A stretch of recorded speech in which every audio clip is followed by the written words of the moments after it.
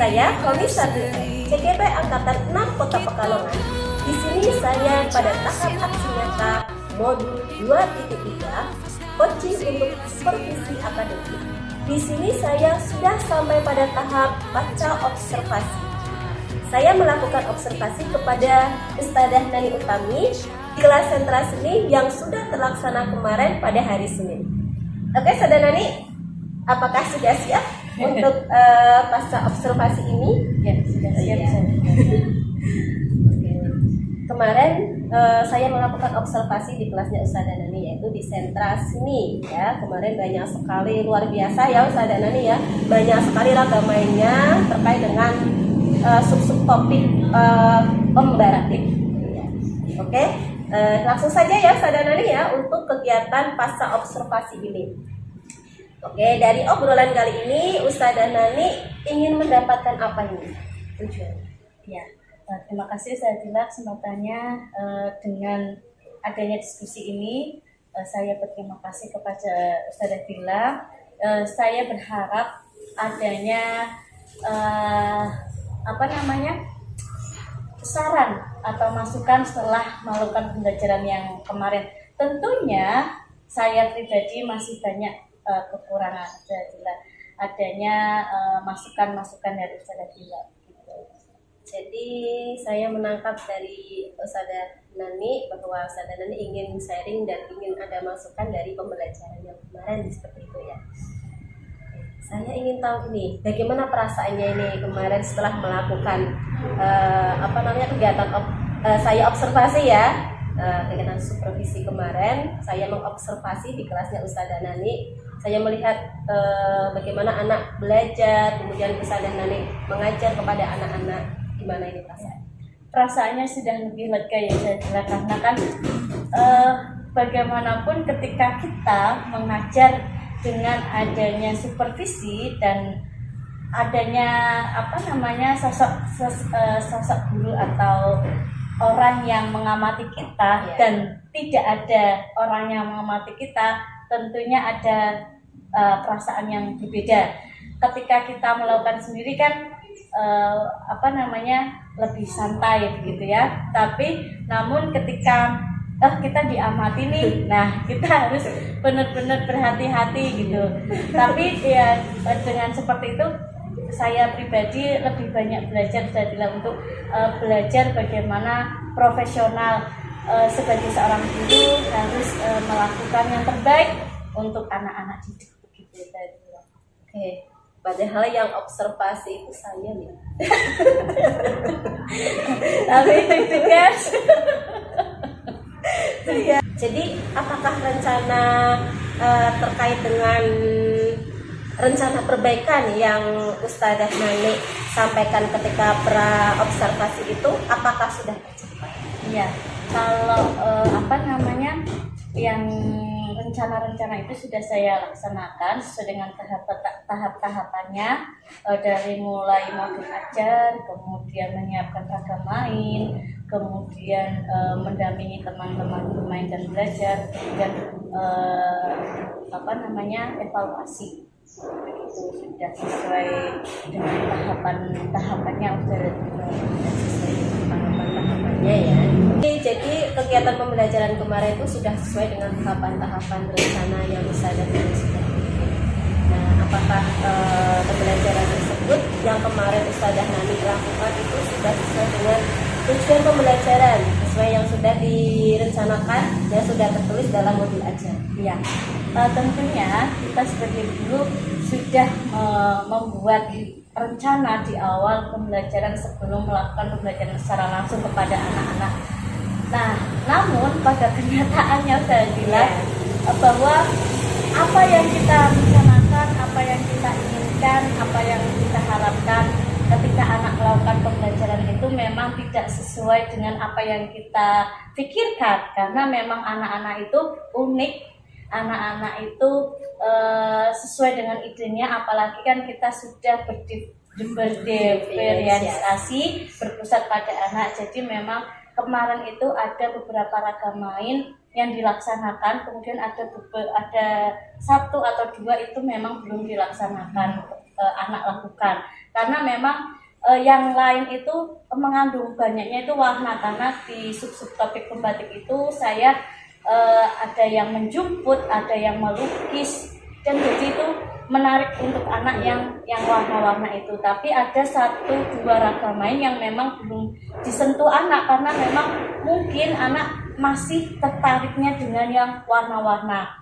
Nah, kemarin itu ada yang ragam main yang membuat pranggok atau tempat kerja pembatik itu memang kemarin tidak disentuh oleh anak atau tidak diminati oleh anak, karena memang anak-anak lebih tertarik pada yang kegiatan mengandung warna. Tapi di situ saya tidak memaksakan anak harus melakukan ini, karena kan semua berpusat pada anak-anak mau memainkannya yang mana. Namun kita sudah berikan pijakan di awal bahwa di pembatik itu ada mempunyai tempat untuk bekerja, yaitu yang bernama pranggok itu, begitu saya bilang. Jadi tidak semua dilaksanakan oleh anak, ada beberapa yang belum dilakukan begitu. Ya, yang namanya pembelajaran berdiferensiasi ya berarti ya Ustazah Nani ya, karena kita kan sudah memberikan beberapa kegiatan ragam main yang banyak, yang mana dalam beberapa kegiatan itu kan sudah mengandung aspek perkembangan dari misalkan dari kegiatan agama yang satu dan kegiatan agama yang lain itu pun juga sama-sama misalkan dalam segi aspek kognitifnya ya, mungkin dari ragam main yang lain juga masuk. Jadi kalau misalkan dari salah satu ragam main pun itu tidak tersentuh pun tidak apa-apa ya, karena sudah mengandung beberapa aspek perkembangan yang dari ragam main yang lain. Iya, sudah diwakili dari kegiatan agama, dan itu juga kan berpusat kepada anak. Jadi minat anak itu dia lebih suka kemana, karena mungkin masih sukanya ke dalam warna, eksplor warna ya. Jadi kan mereka lebih tertarik ke kegiatan permainan yang berwarna seperti kemarin menjemput, jemputan, dan kegiatan membatik, melukis ataupun mengecat itu lebih banyak disukai ke anak ternyata, daripada dia harus membuat sebuah proyek dari material lospat yang mana anak harus benar-benar berpikir seperti apa bentuk dia akan membuat bangunan seperti apa.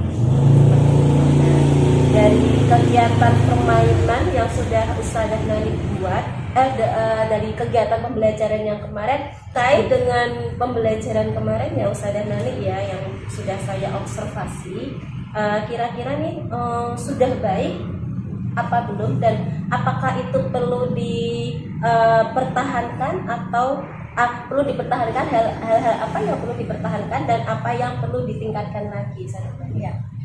Saya sudah melakukan pembelajaran yang berpusat pada anak ya Ustazah ya, menggunakan metode pembelajaran sentra, kemudian dengan media Luspat dan Luspat Stream,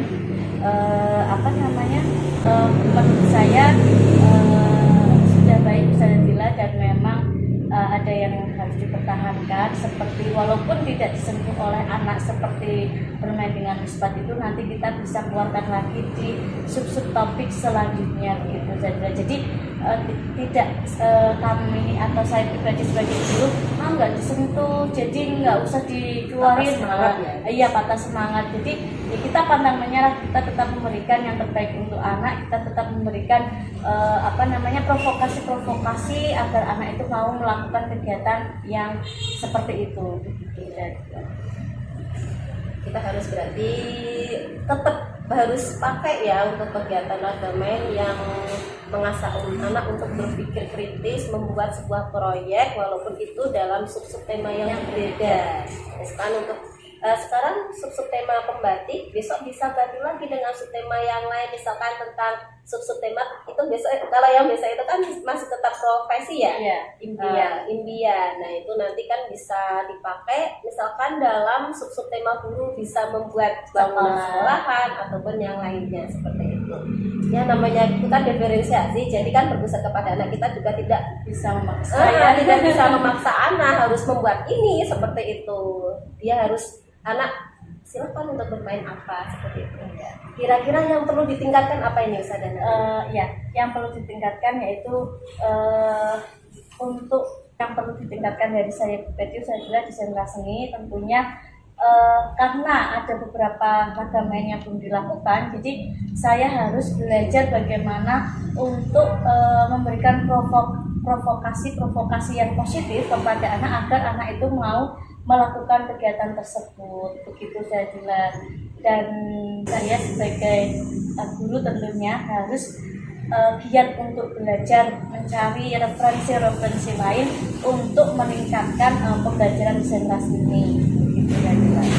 Jadi harus ada umpan balik ya, ada perbaikan. Iya, ada betul. perbaikan untuk lebih baik. Nah, itu rencananya untuk perbaikan tersebut apa Ustaz Danani? Apa yang Ustaz Danani lakukan untuk supaya Ustaz Danani itu untuk melakukan perbaikan agar lebih baik lagi untuk pembelajaran? Ya, saya tentunya tidak hanya bisa sendiri ya Ustazah Dila. Intinya harus mau menerima masukan dari orang lain, kemudian mengikuti pelatihan-pelatihan yang ada, misalkan seminar atau workshop, kemudian mengikuti PMN, terus media sosial, entah itu ada yang tentang Zoom, tentang pendidikan anak, kemudian tentang yang berkaitan dengan bagaimana cara pembelajaran di kelas itu yang menyenangkan. Karena memang kita sudah berusaha, namun kita pun masih ada kekurangan. Jadi saya pribadi siap untuk melakukan menambah ilmu-ilmu lagi atau belajar lebih banyak lagi. Jadi ya pastinya menerima masukan juga dari kepala sekolah, rekan guru, dan juga yang namanya sekarang itu kan sosial media itu bisa kita manfaatkan untuk belajar lagi ya Ustazah Nani ya. Seperti sekarang kan ada PMN juga lah, itu bisa kita gunakan untuk belajar dan mencari pembelajaran yang menarik seperti apa. Dan kita juga akan sudah bergabung di IHF ya, dan itu setiap pasti kan ada materi-materi pembelajaran yang baik untuk anak, dan itu nanti bisa Ustazah Nani lakukan juga di kegiatan pembelajaran seperti itu. Kira-kira nih kapan nih mulainya nanti Ustazah Nani untuk melakukan perbaikan itu? Kalau melakukan perbaikan ya inginnya secepatnya ya saya bilang, karena kan memang apapun yang lebih cepat itu akan lebih baik. Jadi kalau misalkan kita menunda tidak mau menerima masukan dari kepala sekolah, dari rekan guru ataupun dari orang lain, kita menjadi pribadi yang tertutup. Nanti itu pun akan berdampak pada pembelajaran kita di kelas. Nah, tapi kalau kita mau menerima masukan-masukan, mau menerima saran, kita jadi terbuka. Oh, seperti ini. Oh, baiknya seperti ini. Semoga lancar ya Ustazah Nani ya dalam kegiatan dalam mencari pengetahuan untuk melakukan perbaikan dalam pembelajaran tersebut. Kira-kira ada enggak Ustazah Nani untuk inspirasi yang menjadi sumber inspirasi Ustazah Nani, misalkan dalam kegiatan pembelajaran? Saya melihat dalam kegiatan pembelajaran misalkan si guru siapa gitu, atau dengan siapa ya.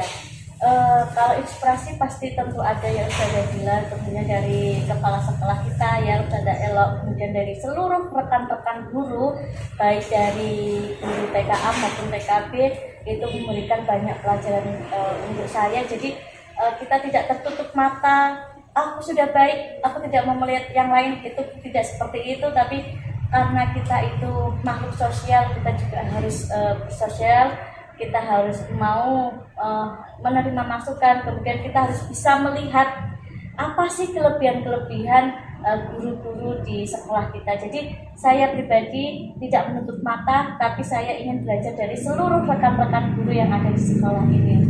Saya masih belajar, saya juga belajar dari Ustazah Dila dan teman-teman semuanya. Jadi dari ini nih, dari awal sampai akhir nih, dari percakapan tadi ya sampai sekarang ini, kira-kira ada yang perlu ditanyakan tidak Ustazah Nani? Apa mungkin ada yang mau dijelaskan, ada yang masih mengajak, oh saya mau menjelaskan tentang ini, saya mau bertanya tentang ini seperti itu.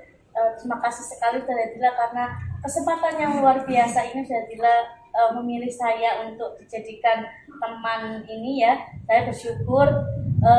Tentunya saya pribadi masih banyak kekurangan Ustazah Dila, baik di luar kelas maupun di dalam kelas. Jadi yang mengganjal yaitu bagaimana kita sebagai guru biar rasa sabar ini selalu istiqomah dan menambah rasa sabar itu yang sungguh luar biasa Ustadzah, karena kan banyaknya karakter dari peserta didik atau teman-teman kecil kita yang memiliki keragaman perilaku atau karakteristik yang berbeda-beda. Jadi kita memang harus selalu belajar untuk sabar, begitu Jadilah.